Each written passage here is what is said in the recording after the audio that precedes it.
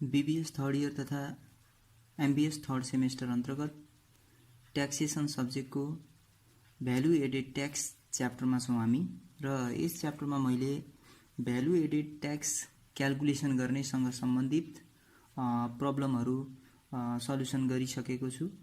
आजको क्लासमा भने म यहाँहरू समक्ष इनपुट भ्याट और इनपुट ट्याक्स भनेको के हो, आउटपुट ट्याक्स भनेको के हो र भ्याटसँग रिलेटेड प्रब्लमहरुमा इनपुट ट्याक्स र आउटपुट ट्याक्सको कुरा कहाँनिर आउँछ र सँगसँगै यो भ्याट चाहिँ पेमेन्ट गर्नको लागि डिले भयो वा हामी चाहिँ भ्याट पेमेन्ट गर्न विदिन टाइममा चाहिँ पेमेन्ट गर्न सकेनौं भने नेपाल सरकारलाई कति फाइन पेमेन्ट गर्नुपर्छ त भन्नेसँग सम्बन्धित कन्डिसन लिएर उपस्थित भएको छु।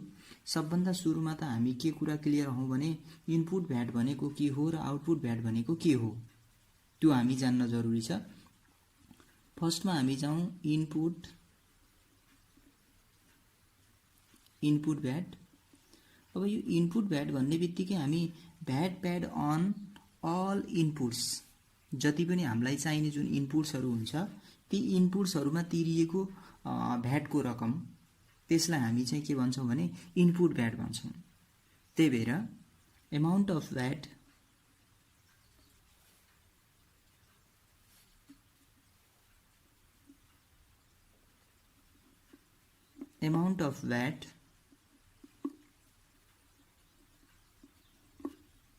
paid on purchase of input materials etc। हामी मटेरियलहरु पर्चेज गर्ने बेलामा वा इनपुटहरु पर्चेज गर्ने बेलामा यदि हामी भ्याट पेमेन्ट गरेका हुन्छौं भने त्यस्तो किसिमको भ्याटलाई हामी के भन्ने रहेछौं इनपुट भ्याट भन्ने रहेछौं। अब यो इनपुट भ्याट क्याल्कुलेसन गर्ने बेलामा हामी कसरी गर्छौं त भन्दा यदि हामीलाई क्वेशनले चाहिँ पर्चेज अफ र मटेरियल दिएको छ वा पर्चेज अफ इन्डाइरेक्ट मटेरियल दिएको छ त्यस्तो छ भने त्यतिबेला हामी इन्क्लुडिङ भ्याटको फिगर दिएको छ भने त्यहाँबाट हामी भ्याट निकाल्छौं। जस्तो मैले यहाँनिर के गरे भने VAT paid on raw material भनेर मैले निकाल्नु पर्यो र यो VAT paid on raw material calculation गर्नु पर्यो भने जस्तो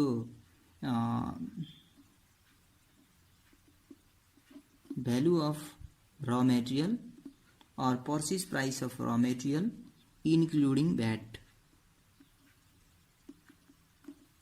अब यसमा भ्याट तिरेको छ, यो भ्याट तिरेको रकममा हामी के गर्छौं भने यसमा भ्याट इन्क्लुड गरेको छ भने यो 113% हुन्छ किनकि 13% भ्याट पनि यसमा समावेश गरिएको छ। तसर्थ हामी के गर्छौं भने 100% यो र मटेरियलको कस्टै भयो त्यसमा हाम्रो 13% भ्याट जोडिएको हुनाले यो 113% भयो। हामीले निकाल्नु पर्ने भ्याटको अमाउन्ट भएको हुनाले इन्टु 13 गरेर हामी के निकाल्छौं त भन्दा VAT paid on raw material निकाल्छौं। त्यसै गरेर हामी VAT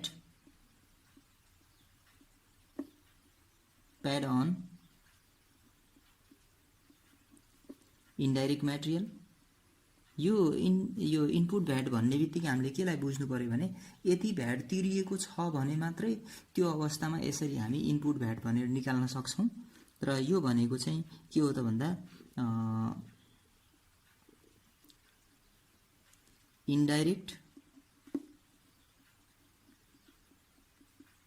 materials including VAT or inclusive VAT divide by 113% गर्यौं इन्टु 13 गर्यौं भने यहाँबाट हामी के आउँछ त भन्दा दुईटैको र मटेरियलको पनि इन्डाइरेक्ट मटेरियलको पनि अनि त्यस्तै VAT paid on other inputs यो पनि हामी सेम वेबाट सेम यही तरिकाबाट क्याल्कुलेसन गर्छौं र त्यसरी क्याल्कुलेसन गरेर आएको भ्याटहरुलाई अहिलेसम्म यो तीनवटा फिगरको भ्याटहरुलाई टोटल गरेर हामी यो प्राप्त भएको रिजल्टलाई के मान्छौं त भन्दा टोटल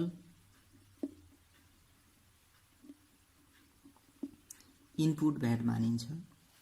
यसरी हामी इनपुट भ्याट क्याल्कुलेसन गर्छौं र सेम वेबाट हामी फेरि के गर्नुपर्छ त भन्दा आउटपुट भ्याट पनि क्याल्कुलेसन गर्नुपर्छ र आउटपुट भ्याट क्याल्कुलेसन गरेर अनि बल्ल हामी VAT payable to the government निकाल्न सकिन्छ। त्यस्तै हामी सेकेन्डमा गयौं।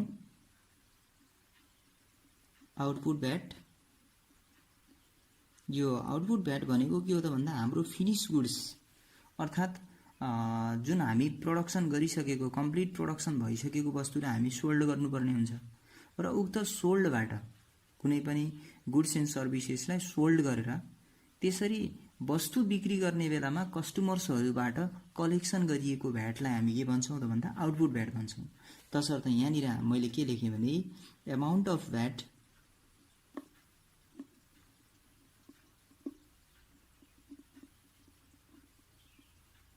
collection from sales of goods and services। अब यसरी गुड्स एन्ड सर्भिसेसहरु सोल्ड गर्ने बेलामा त्यहाँबाट प्राप्त भएको जुन भ्याट छ त्यस्तो भ्याटको एमाउन्टलाई हामी के भन्छौं त भन्दा आउटपुट भ्याट भन्छौं र यो भ्याट क्याल्कुलेसन गर्न जस्तो भ्याट कलेक्सन फ्रम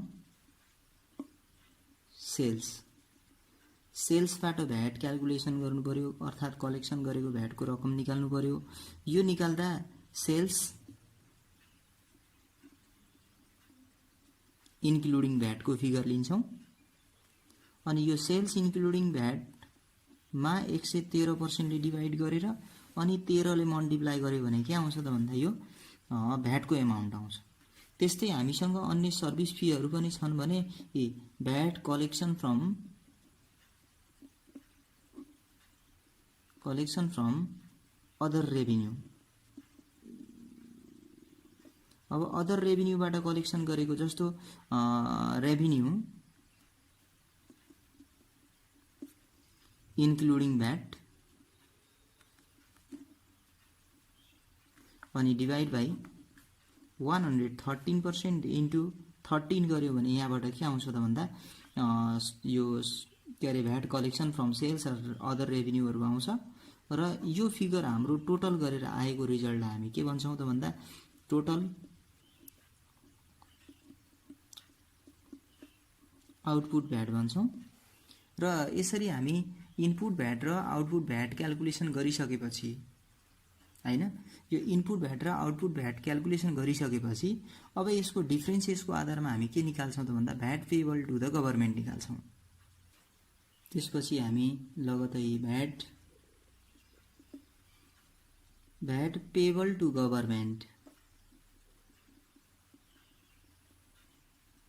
गभर्नमेन्टलाई पेमेन्ट गर्नुपर्ने तिर्नुपर्ने भ्याटको एमाउन्ट निकाल्ने कसरी त भन्दा जस्तो total output VAT minus total input VAT अनि अझ पनि के हुन्छ भने प्रिभियस मन्थ प्रिभियस इयरको कुनै पनि भ्याटको एमाउन्ट रिफन्डेबल छ भने जस्तो भ्याट रिफन्डेबल इफ एनी, त्यस्तो भ्याट रिफन्डेबल केही छ भने प्रिभियस मन्थहरुको प्रिभियस इयरहरुको त्यसलाई चाहिँ हामी यहाँबाट सेटअप गरेर के गर्छौं त भन्दा VAT payable to the government निकाल्छौं। र यो सँगसँगै हामी के निकाल्नु पर्ने हुन्छ भने fine payable to the government.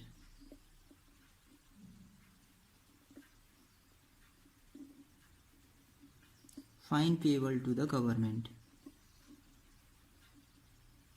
अब गभर्नमेन्टलाई फाइन पेबल निकाल्ने बेलामा कसरी निकाल्ने त हैन के को आधारमा निकाल्ने त भन्दा यसको पनि सर्ट एन्ड के छ त भन्दा रुल छ।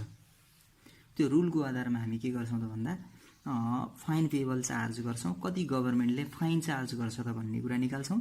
जस्तो यो फाइनको कुरामा गर्ने हो भने यो के छ भने लम्सम एमाउन्ट 1000 एट अ पिरियड, एउटा पिरियडको चाहिँ 1000 अनि सँगसँगै के हुन्छ भने 0.05% per day of VAT payable amount जुन हामी VAT payable to the government भनेर निकालेका छौं यसको हामी के गर्ने भयो भने 0.05 तर पर डेको जति दिन यदि डिले हुन्छ लेट हुन्छ त्यति दिनले चाहिँ हामी मल्टिप्लाई गरेर के निकाल्छौँ त भन्दा यो लिमिट भ्याटको लिमिट निकाल्छौँ।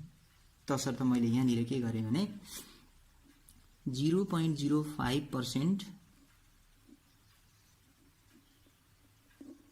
पर डे अफ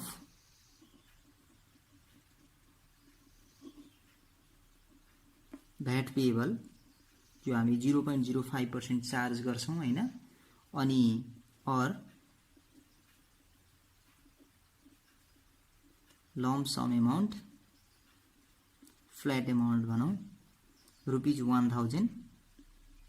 अब यो दुईटा कम्पेयर गर्छौँ, यो चाहिँ विच एभर इज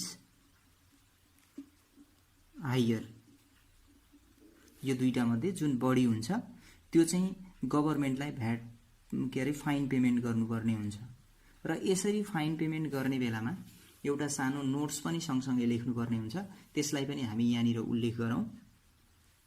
नोट भनेर मैले यहाँनिर लेखिदिने भएँ।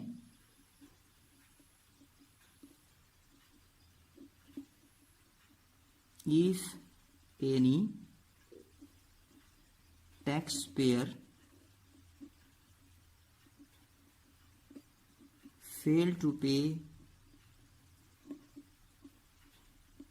VAT within 25 days of next month, अर्को महिनाको 25 दिन भित्रमा, जस्तो यो अहिले चाहिँ हाम्रो के अरे भाद्र महिना हो भने भाद्र महिनाको हामी चाहिँ भ्याट क्याल्कुलेसन गर्दैछौँ भने त्यति बेला हामी के गर्नुपर्छ भने अर्को महिना भनेको असोजको तपाईको 25 गतेसम्म चाहिँ फाइन तिर्नु पर्दैन र त्यसपछि चाहिँ के हुन्छ त भन्दा फाइन तिर्नुपर्छ।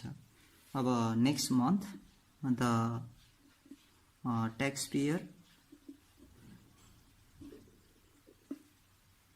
taxpayer is liable to pay fine as per the above limit भनेर मैले यहाँ लेखेँ। माथि मेन्सन गरिएको जुन लिमिट छ यो लिमिटको आधारमा के गर्नुपर्छ त भन्दा सरकारलाई फाइन पेमेन्ट गर्नुपर्छ। यो चाहिँ हाम्रो यहाँ देखिएको रहेन रहेछ। यसरी हामी चाहिँ इनपुट भ्याट र आउटपुट भ्याटसँग सम्बन्धित रुलहरूको कुरा गर्यौं र यससँग सम्बन्धित प्रब्लमहरू को सल्युसन म योभन्दा आउँदो क्लासमा लिएर आउनेछु भन्दै आजको लागि यो क्लासबाट बिदा हुन्छु। हस्त, धन्यवाद।